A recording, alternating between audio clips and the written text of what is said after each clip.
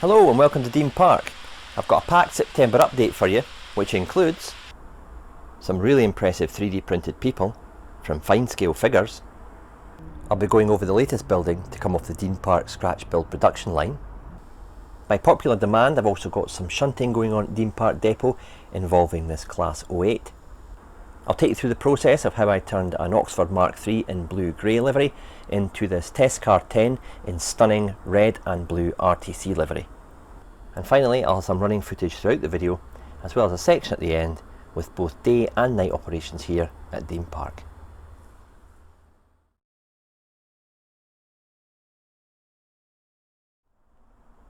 Test car 10 was a conversion from one of the original Mark III prototype trailer cars that ran with the prototype HST in the 1970s. Being that Test car 10 was a prototype Mark III and the only Mark III model that's available is a production one, there are some small inaccuracies between the two. For example, the door shape and handle mechanism is different on the prototype, and the prototype did not have the window rims as seen on this model here. Gary Long, who I took a lot of inspiration from for his model of this particular coach, he went to the length of sanding down the window rims, but I just felt more comfortable with leaving them in place, considering this was my first full repaint of one of these coaches. You'll see here I've got two blanked out windows, and they have been blanked out using evergreen corrugated plasticard. This area here on the real coach was the generator room, and obviously the ventilation was put in the windows for that, as well as this roof vent.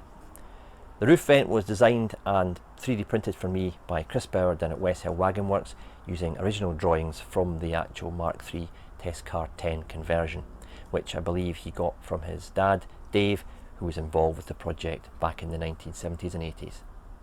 So it really is a nice touch to get an accurate roof vent put onto the actual model, including the different faceted faces on the actual vent, so it's not just curved, it's actually got the angles in it that it should have. This will give you a better angle of the roof vent and you can see the different faces on it. You'll also notice that I've got the grab rails that I've pushed into the roof. The RTC coach, because it was a prototype, did not have this, and also there's variations in the actual roof access vents as well. But again, I'm working with a production model and I'm trying to adapt it to represent one that was a prototype. So there's limits to what you can do unless you really want to start filing down all the roof vents and doing different things. But I think I've captured the look of it quite well with this particular model. The paints chosen for this conversion are all from the Rail Match enamel range, including the Rail Red and the Rail Blue for the sides. The roof and the gangway ends have not been repainted during this conversion. They retain the standard factory painted satin black finish from Oxford. All decals in the project were bought from Fox Transfers, including the white pinstripes and Test Car 10 decals. All handrails, door handles and lifting jack points were painted with acrylic paint pens to give an ultra sharp and clean finish. The ends of the Oxford Mark III coach have been faithfully recreated to represent the coach as in service, and there's lots of separately fitted detail which I removed prior to the masking process in order to get a nice sharp edge, as you can see there, between the black and the red and the blue and the red. The Mark III Test Car 10 in RTC livery was used extensively on the testing of new Class 91 and Mark IV rolling stock. However, it was also used in testing of APT units and Mark III stock and HSTs throughout the 1980s. The donor vehicle that I used for this project was an Oxford Mark III, which I stripped down by removing the interiors, the windows, the bogies and the underframe. I also removed some detail from the end of the coaches as well, such as grab rails. I then took an Albion Alloys sanding stick, a very fine sanding stick, to remove the pinstripes and also the running numbers and the intercity legend. This negated the need for any IPA or chemicals. It gave a really good finish and proved the perfect base in which to apply the primer. I then set about blanking in the windows with the evergreen corrugated plasticard to replicate the vents in the real thing.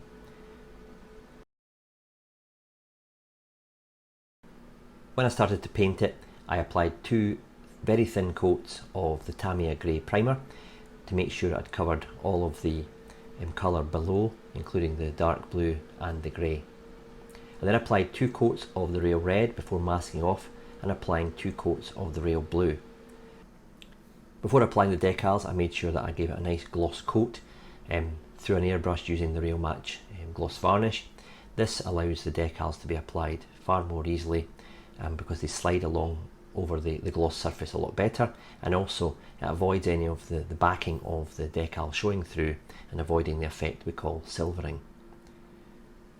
Applying the pinstripes was a challenge, however it was made slightly easier for the lower pinstripe because I used the edge between the red and the blue as a line for applying this particular stripe. I also applied the white stripe round the corners as per the prototype, so it goes and matches up with the edge of the painted surface. After applying all the transfers, I gave it 2 good coats of satin varnish to take the glossy sheen off it and make it more realistic. Before reassembling, I used an acrylic paint pen in white for the handrail, silver for the door handle and yellow for the jack lifting points. This gave a nice accurate and sharp clean edge. I then fitted the roof vent. This was done by filing away some of the ribs on the Mark III roof before lowering the actual vent in place and gluing it with some Rocket Rapid. I then fitted the interiors before adding in the steps beneath each door and carefully applying all the handrails and jumper sockets to the end of the coach. And finally, I lowered it onto its bogies and underframe before testing on the track.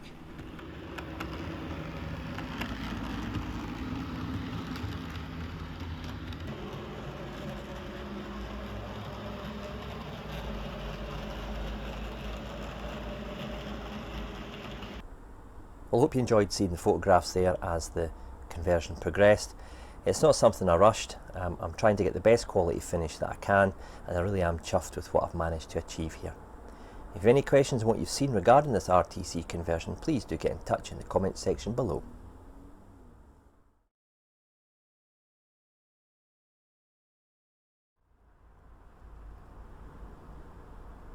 A company I came across recently are Fine Scale Figures, and I've got some of their products here. And they do a vast range of 3D printed people to place on your layout in several gauges, so there's something for everybody. Obviously I've got some 00 gauge ones here. The ones at the back aren't painted yet, but I've got a selection of passengers, businessmen, you know, old and young, some with hoodies on, some with suits on, some with jackets, hats and walking sticks, so you know they're covering the whole age spectrum. There are several things that really impress me about the Fine Scale Figures range. One, the detail is exquisite. 2, they take a painted finish really well. I just used Tamiya white primer from an aerosol, and then obviously on top of that use my Tamiya acrylics, or I've even used some Vallejo paints as well to get the desired colours that I want. Another thing that really impresses me is the inclusion of people with disabilities in the range. This is something that mainstream manufacturers don't really tackle, so it's a really important thing that we should be you know, adding to our layouts. After all, if we want a realistic layout, it's going to include people of all races and all backgrounds and disabilities. So it's really encouraging to see that Fine Scale Figures have included these in their range. Again, the website is in the description below. You might want to check that out. The range is vast, and I say they're really good value for money. I'll certainly be adding more to my layout over the coming weeks and months.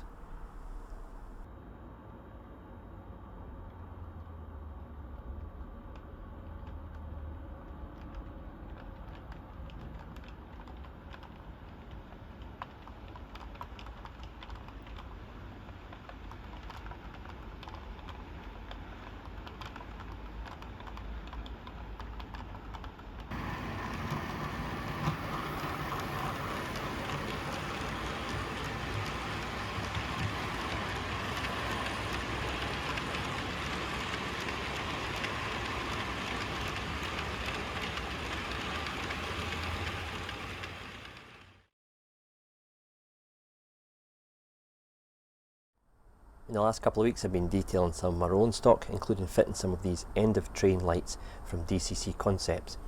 The wiring for this is quite straightforward. In fact, all the actual circuitry and wiring is inside the wagon, However, underneath I've got these wiper pickups on both wheel sets, and as you can see, the enamelled wire linking both wheel sets and then joining up to a red and a black wire which goes into the circuitry inside. I put a 10k resistor on that, which is supplied in the pack, and I've got it on the standard flash setting. I think it adds a good bit of realism to the end of the train, and I'll be looking to fit some of these in some of my Mark 1 and Mark 2 coaching stock.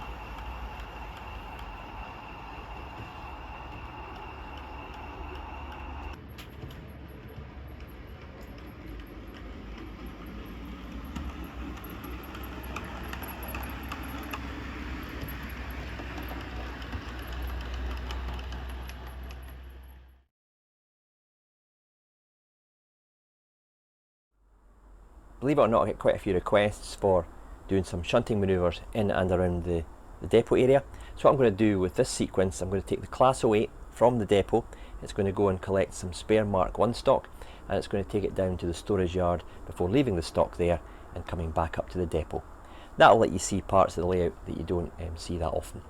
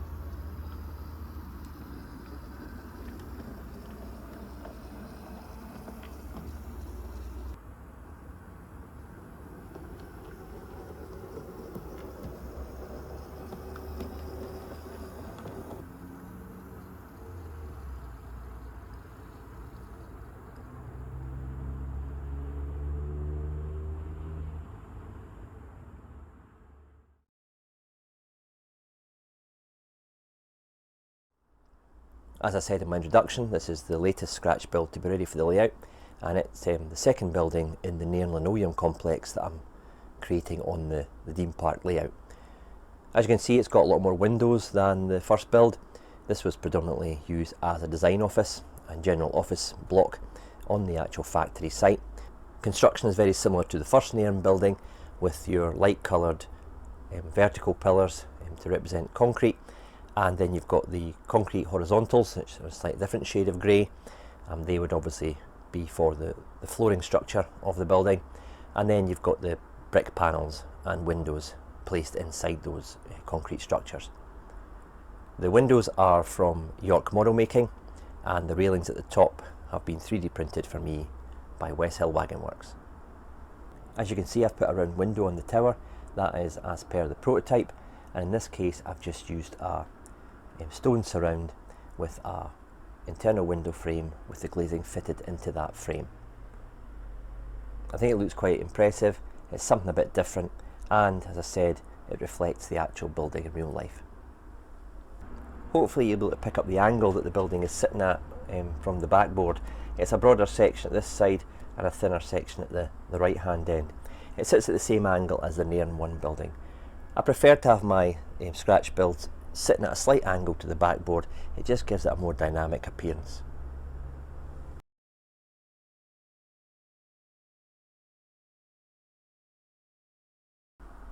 Construction follows my now familiar method, with two sides, a back and some floors all slotting together to give a nice robust kind of shell.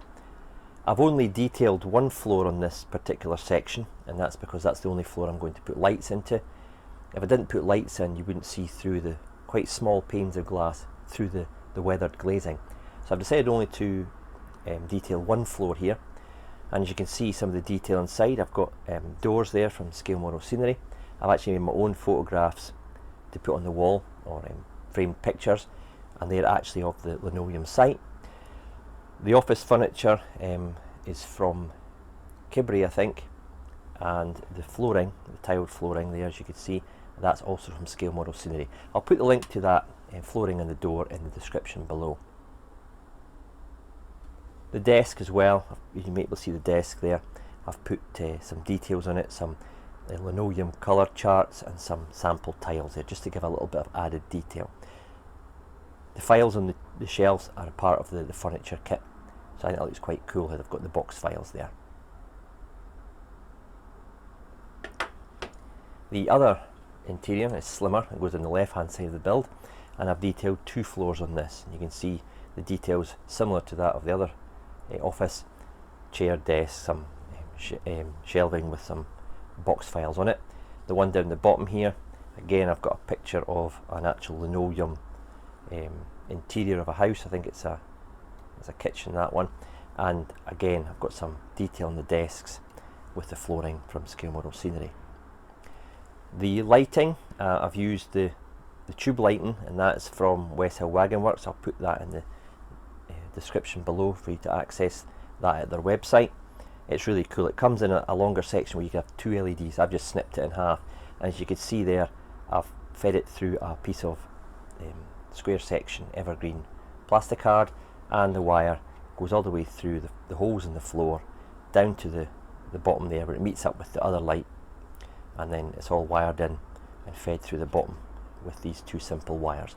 The whole point of this is so I only have two wires per section. I don't have lots of tiny little thin wires going through the baseboard. It makes it easier to wire up. It makes it easier to remove the interiors if I do need to do that in future to add some more detail. Right, I'll show you the interiors being fitted into the build. You'll notice at the bottom of the interiors I've cut this V. There's also a similar V in the section of the build. If I turn this around a little bit, you'll see there I've got the two V sections. That is just a supporting wall in the middle to keep everything rigid and in place, and as you can see at the end there, I've got a small access door. Right, so this will slide in here. The wire will go through both of the cutout V's.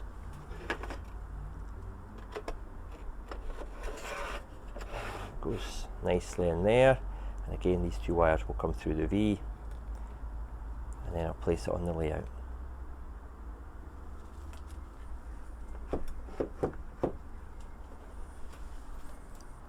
And it's easy to remove. If I need to get into the interiors, just slide the body off.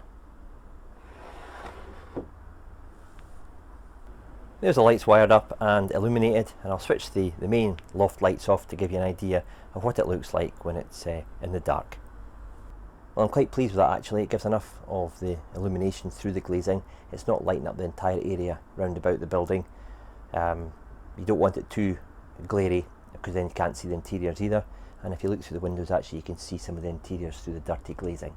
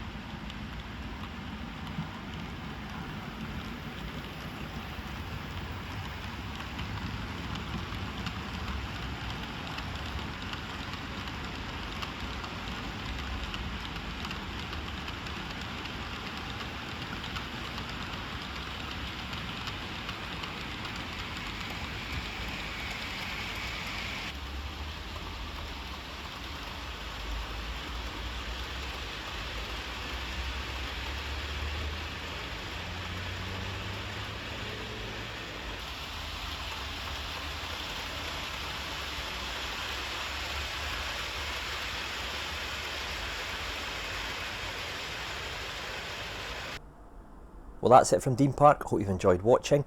As we obviously enter autumn, I'm looking to really push on with the layout, including the retaining wall along the front of the depot. You'll see one of the mock-ups there at the bottom of the screen. I did cover that actually in my last update, and I'll put the link to that at the end of this video. In the meantime, if you have any questions of what you've seen, please do get in touch. And I say, if you want to check out more of my videos, click on the little icon at the bottom right hand side of the screen and it will take you to my YouTube channel. In the meantime, stay safe, thanks for watching, cheers for now.